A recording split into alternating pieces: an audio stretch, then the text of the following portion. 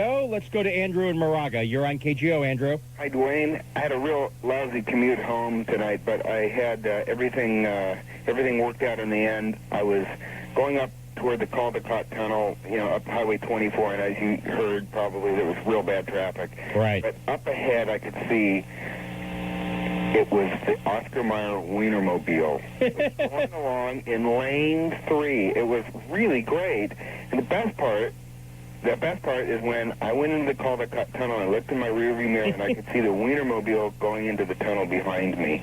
It was just awesome. Oh, but you blew the greatest opportunity of your life. What was that? You should have rolled up next to him and asked him if he had any Grey Poupon. You blew it. Thanks for the call. That would be something to see. That would be the eighth wonder of the world, or at least of the Caldecott Tunnel. Let me lay out as promised where I predict. I am going out on a limb predicting the 1996 elections. I've said I believe that Bob Dole will be the Republican nominee, that Lamar Alexander is the most likely challenger, that Pat Buchanan is likely to linger for a long time in the race, and that Bill Clinton's got an upward climb. That's largely because of the straitjacket of the Electoral College, but also that we are in all probability, and that basically is just tough math that any Democrat has to confront, forcing them into having to win California and having to win something in the big Midwestern states. You have to take at least Illinois, Michigan, 2 out of the 3 of those. Ohio and Wisconsin are becoming almost off the charts, and Michigan is very difficult. It is drawing to an inside straight. You look at what Bill Clinton has to do, how you would go about trying to make it work. Do a budget deal, deficit reduction, but with a heart. He's got to be out there. He's forcing that. He's doing a good job on being in that battle. Can he win it? Can he gain political points from that on things like Medicare, for example? Political reform, election, lobbying, welfare, ethics. Clinton administration has never stayed on those points as hard as they need to. They are political gold for them. Needs to inoculate himself on crime. He's running the TV ads. That's good. Ought to try to hang on to his 100,000 cops. Do everything he can to show that he is pro-fighting crime, and he's been helped in no small measure. Even though some of these ATF and FBI agents on various hearings have looked like idiots, Bill Clinton's bonding with law enforcement. It's a good move. He ought to be out there hitting as hard as he can on the environment. There is no downside for him in the states he needs to win. Obviously, the pro-choice card is a big one for him to play. He also needs, though, to show his youth, his vigor, and all the rest of the energy. It's a great contrast, particularly if Bob Dole is the nominee, and then he needs to be as lucky as possible. What he's got to hope doesn't happen, in addition to that Electoral College straitjacket, with California being a particular problem now, that affirmative action is likely to be on the ballot. He's got to hope that the economy doesn't sour. He's got to hope that nothing comes out of Whitewater and the other ethics charges. He's got to hope that Jesse Jackson doesn't run as an independent. He has got to hope that the ongoing sore of Bosnia doesn't do him damage. And above all, he's got to answer the character question about who he is, what he cares about, and what he will fight for. As to the United States Senate, it is a grim picture for the Democrats. As I make it right now, of course, it is 54 Republican seats to 46 Democratic ones. My best prediction today will be that the Republicans will make a net gain of 6 seats.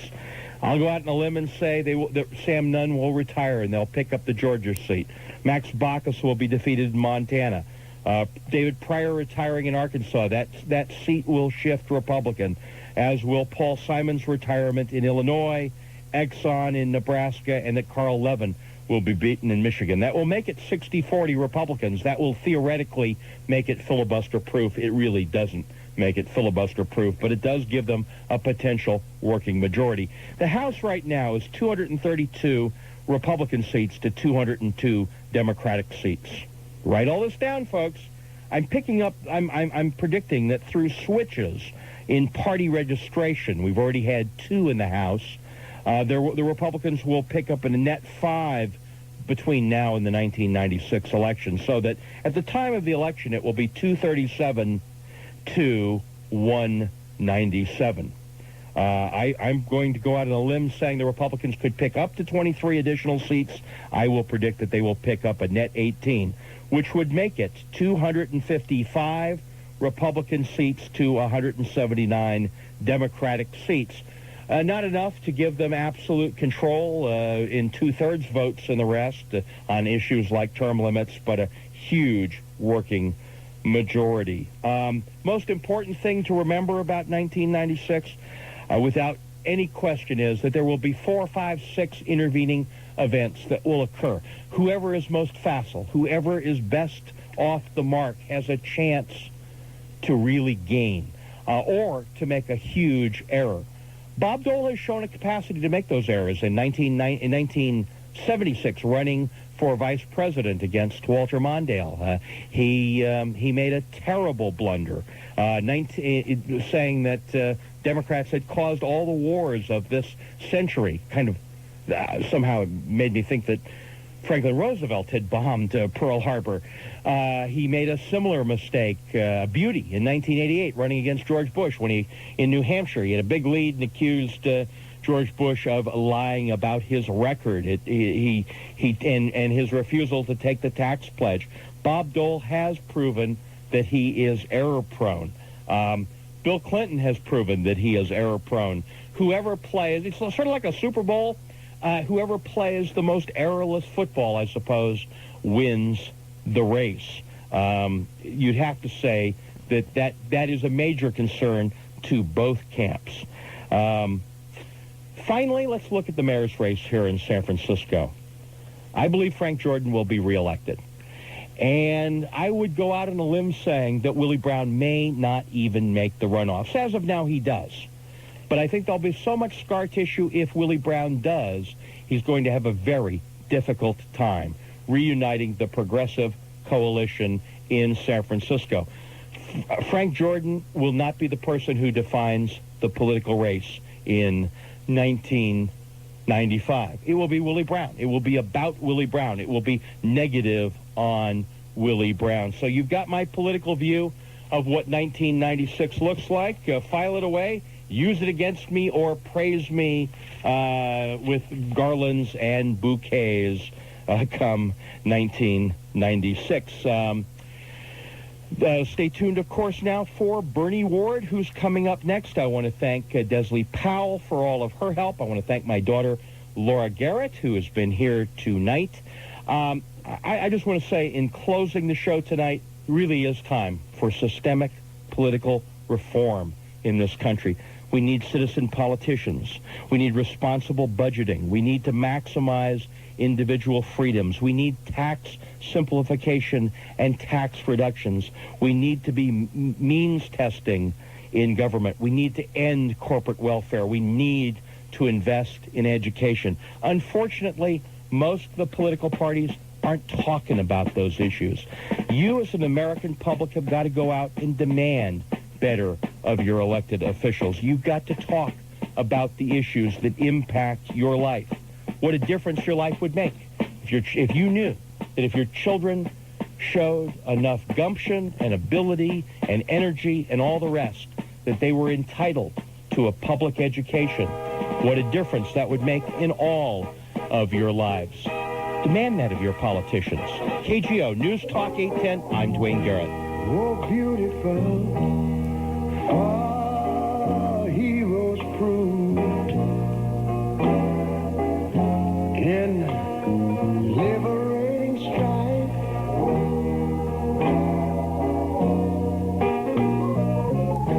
Who more than self their country loved, and mercy more than life.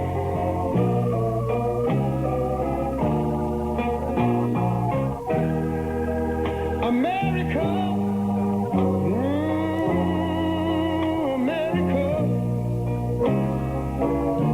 may God thy gold refine, till all success be nobleness, and ever again divine. And you know, when I was in school, we used to sing it something like this. Listen here. Oh, beautiful, vast, spacious skies, far amber waves of grain,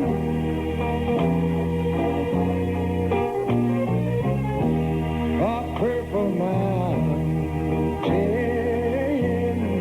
majesties.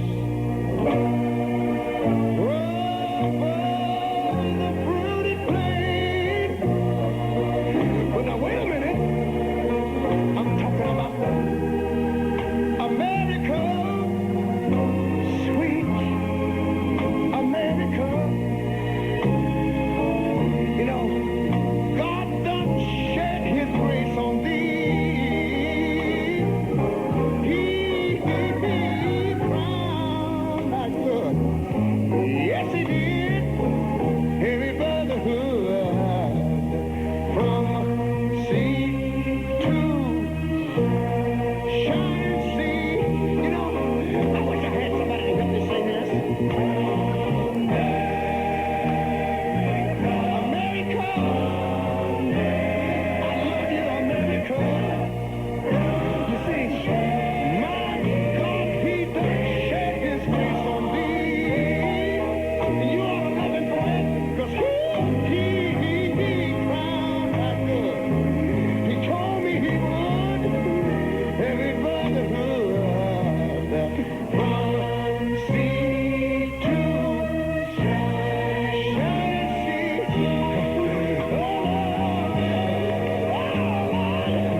I thank you, Lord.